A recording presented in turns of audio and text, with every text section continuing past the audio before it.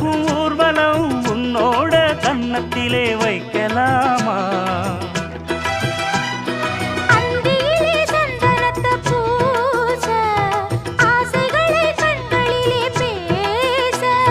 சேலையிலே நீ விசிறி வீச காலையிலே பார்த்த கண்ணு கூச என்ன சுகமோ எப்ப வருமோ என்னென்னவோ பண்ணுதையா